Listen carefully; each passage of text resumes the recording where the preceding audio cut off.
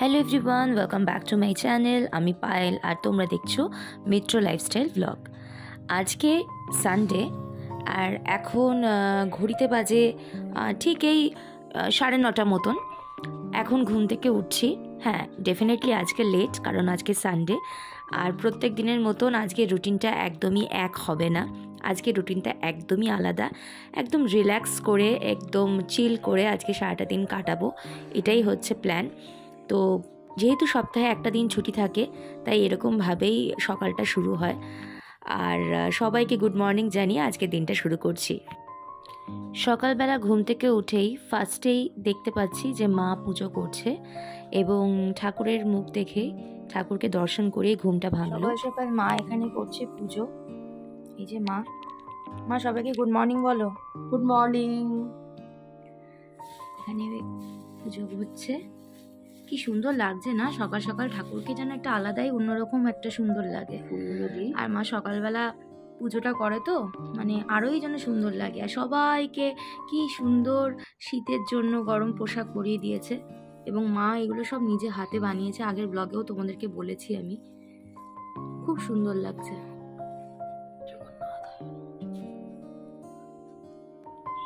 একদম ঝলমলে একদম ওয়েদার, বেশ সুন্দর রোদ উঠেছে, একদম শীতের সুন্দর রোদ। চারিদিকটা খুব সুন্দর লাগছে, একদম গ্রিনারিশ। আর আমার বাড়ির সামনে এই একটাই প্লাস পয়েন্ট, সকালবেলা ঘুম থেকে উঠেই চোখ খুললেই একদম সবুজের দেওয়াল, সবুজের সমারোহ, মানে এত সুন্দর গ্রিনারি। তাও কিন্তু আমাদের সবার চোখে চশমা, কারণ এখনকার লাইফস্টাইল বা আমাদের এত বেশি ফোন ওরিয়েন্টেড লাইফ হয়ে গেছে, তো সেই কারণে চশমা আমাদের সকলের জন্যই প্রযোজ্য হয়ে রয়েছে। কারণ বারান্দায় এসে বেশিক্ষণ ধরে টাইম মানে দেওয়ার মতন টাইমই নেই। আজকে সানডে বলে বারান্দায় এসে একটুখানি দাঁড়াতে পারছি, বাট এমনি দিনগুলোতে তো সম্ভব হয়ই না। অফিস থাকে, অফিসে ছুটতে হয়, সকালবেলাটা এতটাই ব্যস্ততার মধ্যে কাটে। আমি ঘুম থেকে উঠে ফ্রেশ হয়ে গেছি, ব্রাশ টাশ হয়ে গেছে আমার। আর আজকে যেহেতু সানডে, সেই কারণে একটুখানি দেরি করে ঘুম থেকে ওঠা, একটু ল্যাদ খেয়ে সারাটা দিন কাটানো। এই একটা দিনই তো টাইম পাই না একটুখানি নিজের মতন করে সময় কাটানো, একটুখানি শুয়ে বসে রিল্যাক্স করে কাটানো। এই আর কি, সারাটা দিন দেখো কি করছি না করছি, আশা করছি ভালো লাগবে। এখানে মা চা নিয়ে চলে এসেছে, সকালবেলা চা, আর এখানে আছে বিস্কিটস। মা এখানে প্রেশারের ওষুধ খেলো, আর এবার চা খাবো। আর এরকমই গ্রিনারি এনজয় করতে করতে চা খাবো। Bakery biscuit. কি রান্না করছো? একটুখানি বেগুন দিয়ে, কুমড়ো দিয়ে, ইলিশ, আলু দিয়ে, হ্যাঁ একটু ইলিশ মাছ হচ্ছে, একটু ভাজা ভাজা। আচ্ছা, এতে কোনো জল পড়বে না। এই প্রিপারেশনটা না দারুণ লাগে শুকনো ভাতে খেতে, আর এটা দারুণ বানায় মা। গ্যাস কমিয়ে দিয়ে দিয়ে করতে হয়। আমার খুব পছন্দের, বলো মা। একদম খুব ভালোবাসো। এইটা আমার খুব ভালো লাগে খেতে, আর শুকনো ভাতে খেতে খুব ভালো লাগে। হ্যাঁ, শুকনো ভাতে খেতে খুব ভালো লাগে। জানি না এখন ইলিশ মাছ লাগবে না, এখন ইলিশ মাছের টেস্ট ভালো হবে। বললো তো খুব ভালো হবে, এত টাকা দাম দিয়ে কিনে নিয়ে এলাম, কালকে বাজার থেকে নিয়ে এসেছি। দেখা যাক, খেয়ে বলবে কেমন হচ্ছে, দেখা যাবে। মাছটা দেখে এবং ধোয়ার সময় তো মনে হলো খুবই ভালো। আচ্ছা, আজকে যেহেতু রোববার, সানডে মানেই একটুখানি খাওয়া দাওয়ার একটা ব্যাপার থাকে। আর আজকের দিনটা যেহেতু আমি বাড়িতে থাকি, খেতে বেশি না পারলেও মা আমার জন্য একটু ভ্যারাইটিস রান্না বান্না করে, কারণ এমনি দিনে তো অফিস থাকে বলে ঠিক মতন খাওয়া দাওয়া হয় না, তাই না মা বলো? এই যে কুমড়ো গুলো মুখে পড়বে না যখন, হ্যাঁ তখন এত সুন্দর টেস্ট লাগবে, খুব ভালো। আচ্ছা, এর মধ্যে কি কি দিয়েছো তুমি? আলু, একটু অল্প করে বেগুন, যেহেতু অল্প অল্প একটু মাছ দিয়ে করেছি, অল্প একটু বেগুন লম্বা লম্বা করে কেটেছি, আলু লম্বা লম্বা করে কেটেছি, আর দিয়েছি তোমার কুমড়ো। আচ্ছা, হ্যাঁ আলু, বেগুন, কুমড়ো, কাঁচা লঙ্কা দিয়ে আর ফোড়ন দিয়ে, আচ্ছা এটাকে বসিয়েছি। জাস্ট এটা ভাজা ভাজা হচ্ছে, একদম ভাজা ভাজা। একটু ঢাকা দিয়ে গ্যাসটাকে দেখো কম করে রেখেছি, গ্যাসটা কম করে দিয়ে মাছটাকে আমি আগে ভেজে নিয়েছি। তবে আমি কোনো মাছই খুব কড়া ভাবে ভাজি না। দেখো আমার মাছ ভাজাটা আমি কিন্তু একদম কড়া ভাবে ভাজলে সেই মাছের টেস্ট আসে না, আমি এরকম ভাজি, তাতে মাছটা নরম থাকে, নরম থাকলে খেতেও ভালো লাগে। কই মাছ, বাবা কই মাছের সাইজটা হেভি বড় বড়। খুব ভালো মাছটা পেয়েছিলাম। কি রান্না করবে? তেলকই? তেলকই খেতে তো তুমি ভালোবাসো। হ্যাঁ, তেলকই করি, অনেকে ঝোল করে, আমার ভালো লাগে না। ঝোলের থেকে তেলকইটাই বেশি ভালো লাগে।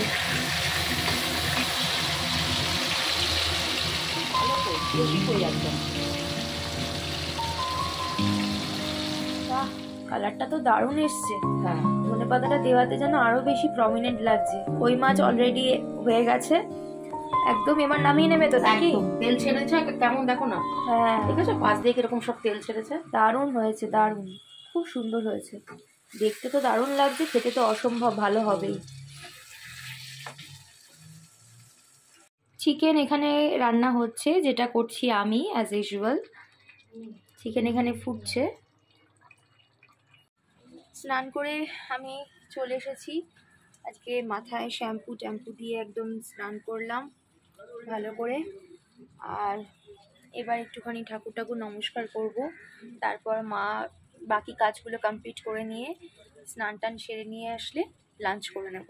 তারপর এখন বাজে 2:15।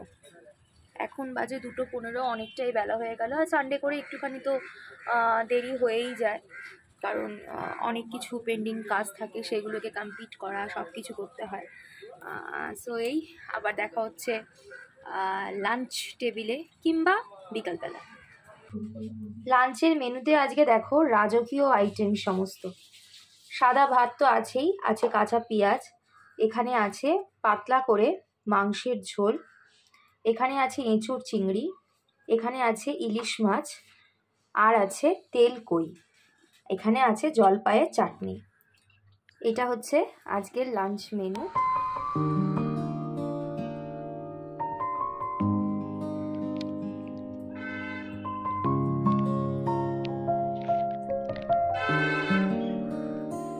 A few moments later. এখন বিকালবেলা হয়ে গেছে, মানে সন্ধেবেলা। এখন তো খুব তাড়াতাড়ি সন্ধে নেমে যায়। সন্ধেবেলা মায়ের সাথে একটুখানি বেরোচ্ছি, একটু হাতিবাগানের দিকে যাব। এই যে মা বেরোচ্ছে, ক্যাব অলরেডি বুক করে দিয়েছি, গাড়ি চলেও এসেছে। এবার যাব একটুখানি হাতিবাগানে, একটু কয়েকটা জিনিস কেনার আছে, তো সেইগুলোই কিনতে যাব। আর অনেক দিন বাদেও যাচ্ছি হাতিবাগানে, তো ইয়েস, তোমরাও আমার সাথে চলো।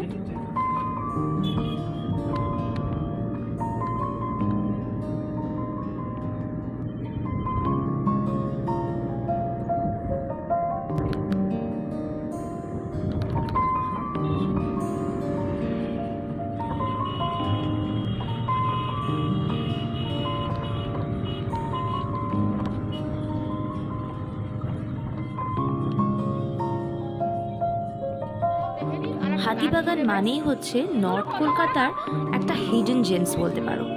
নর্থ কলকাতা মানেই হাতিবাগান, আর হাতিবাগানে গেলে পরে মেয়েরা তো কি কিনবে আর কি কিনবে না সেটা ভেবেই অস্থির হয়ে যায়। বাজার কলকাতার সামনে এই দাদার দোকানে এত ভ্যারাইটিস ক্লিপের কালেকশন, মানে আমার তো দেখে জাস্ট মাথা খারাপ। এত সুন্দর সুন্দর দেখতে ডিজাইনেবল ক্লিপ, ক্লেচার, যেগুলো মানে আমাদের রোজকার জীবনের জন্য ভীষণভাবে দরকার। তো এখান থেকে বেশ কয়েকটা পিক করে নিয়েছি। আর চারিদিকে হাতিবাগানে এলেই এটা সেটা কিনতে বেশ ভালো লাগে। আগে যখন খুব ছোট ছিলাম তখন বাবাইয়ের সাথে মায়ের সাথে তিনজনে মিলে আমরা আসতাম এবং অনেক কিছু কেনাকাটা করতাম। এখন খুব বেশি আসা হয় না। আর একটা হচ্ছে এই যে মালঞ্চর দোকান, নর্থ কলকাতার একটা এই চপ কাটলেট খাবার একটা কিন্তু ক্রেজ ভীষণভাবে রয়েছে। আর মালঞ্চর বরাবরই আমার খুব পছন্দের। ছোটোবেলা থেকেই কিন্তু হাতিবাগানে আসার আমার একটা উদ্দেশ্য থাকে যে মালঞ্চর কবিরাজি খাবো, এবারেও তার ব্যতিক্রম হয়নি। তারপরে একটু ছোটোখাটো এই ধরো ঝালমুড়ি, বিভিন্ন রকমের স্ট্রিট ফুড, এই জিনিসগুলো আজকাল না খেলেও দেখতে ভীষণ ভালো লাগে। এদের প্রেজেন্সটা সবসময়ের জন্য সেই পুরনো কলকাতা, সেই একটা নর্থ কলকাতার ভাইবকে সবসময়ের জন্য তুলে ধরে। রাস্তার ওপর দিয়ে বাস চলছে, হলুদ রঙের ট্যাক্সি, মানে এই ব্যাপারগুলো, আসলে ব্যাপারটা কি জানো তো, আমি না বড্ড বেশি একটু কলকাতা, তাই কলকাতা নিয়ে বড্ড বেশি একটুখানি বলে ফেলি, বা শহরটাকে আসলে খুব ভালোবাসি। কারণ এই যে শহরে বেড়ে উঠেছি, যে শহরে জন্ম, যে শহরে অনেক স্মৃতি, এবং যে শহর জীবনের অনেকগুলো গল্প বলে, তো সেই শহরটাকে তো ভালোবাসবই, এটাই খুব স্বাভাবিক। কলকাতা তো আমারই শহর, আর শহর কলকাতাকে তো ভালোবাসারই যায়। তো সেই কারণে এই সমস্ত কিছু কেনাকাটা করে টোরে তারপর মনে হলো একটু পাপড়ি চাট খাই, কারণ পাপড়ি চাটটা খেতে আমার বেশ ভালোই লাগে, আর এই দোকানের পাপড়ি চাটটা কিন্তু জাস্ট অসাম। তারপরে পাপড়ি চাট খেয়ে নিয়ে তারপর ট্যাক্সি ধরে স্ট্রেট বাড়ির উদ্দেশ্যে রওনা দিলাম। তবে মাঝখানে খুব শুনছি যে এই ইয়েলো ট্যাক্সি, যেটা আমাদের কলকাতার একটা আইকনিক একটা ট্রান্সপোর্ট বলতে পারো, সেই ট্যাক্সিটা নাকি আর থাকছে না। তবে সত্যি এটা শোনার পর থেকে মনটা না বড্ড বেশি ভারাক্রান্ত হয়ে গেছে, কারণ ছোটোবেলা থেকে এই ট্যাক্সি চড়ার প্রতি আমার একটা বেশ ভালোবাসা রয়েছে।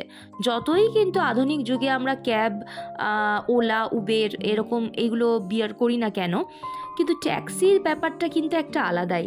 আর কলকাতা শহরের রাস্তায় এই হলুদ রঙের এই যানটা বেশ কিন্তু নজর কাড়ে। যাই হোক, অনেক কিছুই বললাম, এবার বাড়ি ফেরার পালা।